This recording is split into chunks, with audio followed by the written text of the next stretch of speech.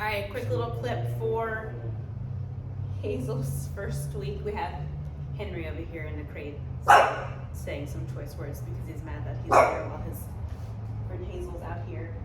So I just want to do a quick little video for her first week since she's getting her spay tomorrow.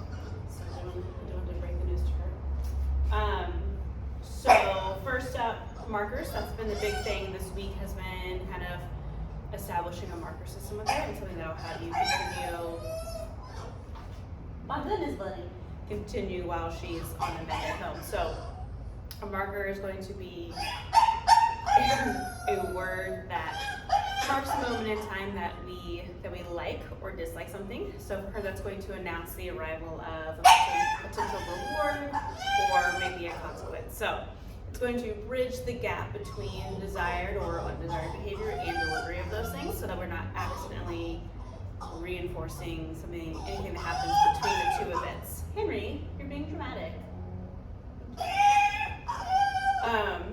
I've had 2 other dogs in here while he's been in there and he hasn't said anything. Are you jealous of Hazel? So the big one right now is going to be the yes marker. Yes means I like what you did. Come take something from me. And how I deliver that, she's super sweet and like gentle with it. How I want to deliver that, how I want to make that reward of it, is I want it to be, she hears the word yes, and she comes and chases after it. I don't want it to just be like smashing food into her face. I want it to be yes, a little bit fun for her. She has something that she has to kind of chase after and work a little bit harder to get so that it ups its value. She's decently food motivated. She's just so gentle about everything. But we're going to be in situations down the road where there will be competing motivators that drop the value of food. So if we have the element of food is a little bit more fun and you have to chase after it, then we can kind of up our advantage. So yes is yes, Henry, More so a terminal marker, meaning it, come here, sit, yes. When she does the behavior, when she hears that word yes, the only job for her to do is to come take the food. She doesn't have to keep doing the behavior. So I use that one a lot to build engagement, to create positive associations in certain environments and things like that. Like I want to use it to shape new behaviors. Yes. So like if I'm walking around, when she pays attention to me, yes, I can reward that engagement. If something that we're working on right now, yes. If she responds to leash pressure appropriately by moving into the source of pressure, I'm going to release that tension, mark with that yes, and then backwards so she can come take a reward. So I want to teach her how to respond to leash pressure through positive reinforcement.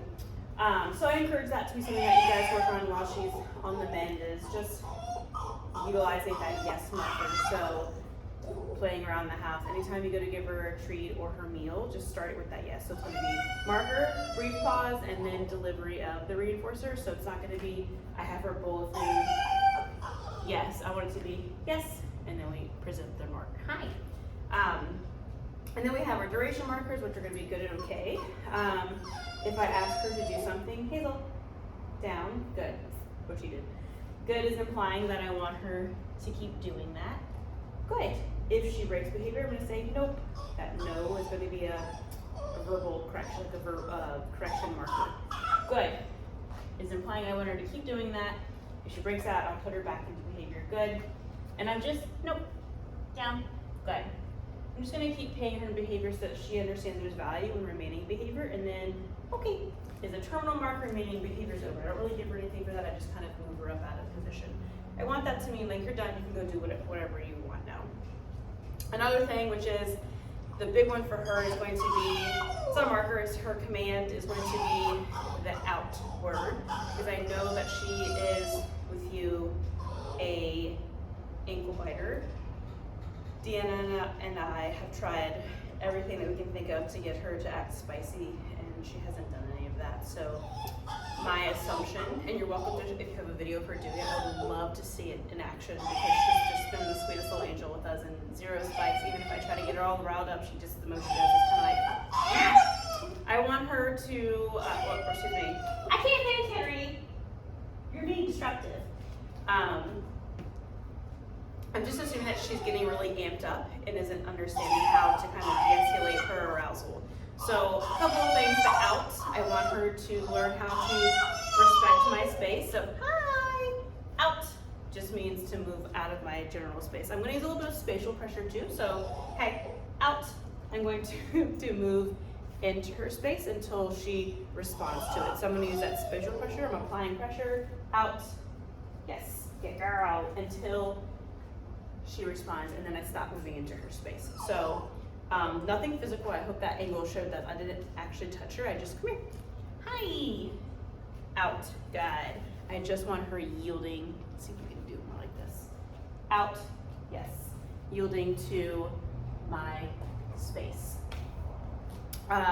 Using that across the board, like if we are walking down the hallway and she's right there, out, having her step out of my way, going in and out of doorways. If she's trying to like crowd the door, I'm gonna kind of turn and face her out, step into her space so that I can open the door. If she's getting really, really worked up at home, I really recommend her wearing a leash. Something, like get some cheap ones from the dollar store so that way she gets like chewy on them. We're not going through $30 leashes.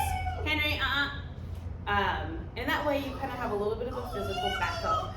What I tend to see with, especially puppies, when they are going through that like little bit of a rough, rude age, if we're really physical with them, like their face or grabbing at them, that can trigger more excitement because we're moving, or it can kind of have this like involuntary like stop grabbing at me, nipping and things like that. So the leash is going to allow, if I need to, come on, if she's running after me, I can kind of say, no, help, move her away. If she's on the couch, she's being spicy, you can grab the leash and kind of pull away. So I'm not being so invasive with her and making her feel like that's like a weird, vulnerable kind of thing. We're working on place command. She's not ready for that to be implemented because she's still at the fundamental age of it here. Leash walking, responding to all the leash pressures, all of that stuff is still definitely a work in progress. But I really think that her understanding that out with you, and if she's hesitant with it with you, what I do to reduce it is I have a treat, I'll say out, toss a treat behind her so that she turns and faces the other way, so she gets that kind of a muscle memory thing going.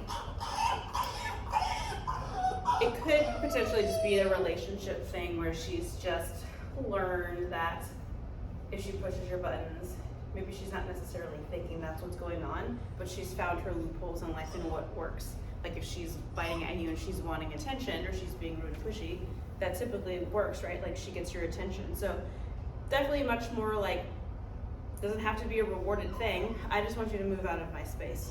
I'm going to apply pressure and I'm going to enforce that you do it. And then we'll leave you alone when you fix it. And then we go about our day. So the relationship of the follow through is really important, even past the nipping of the ankles. Just in general with dogs, when we're asking for things or trying to stop things, we should enforce them until they're successful. No, Henry, no has to mean no, otherwise it means try harder. So I want to make sure that we're enforcing every single thing that we ask for so she stops finding success in non-compliance. Again, like regardless of the nipping stuff, like I think that's super important for puppies, or for, we're raising a dog, she's eventually going to be a dog. So we want to have that relationship now where there's always the follow through, we're always going to enforce the things. We're going to reward things that we like, and she might get something good out of something, but at the end of the day, we're making choices based on her safety. If that makes sense. Hazel, what? Come here. Come here. Sit. Down. Down.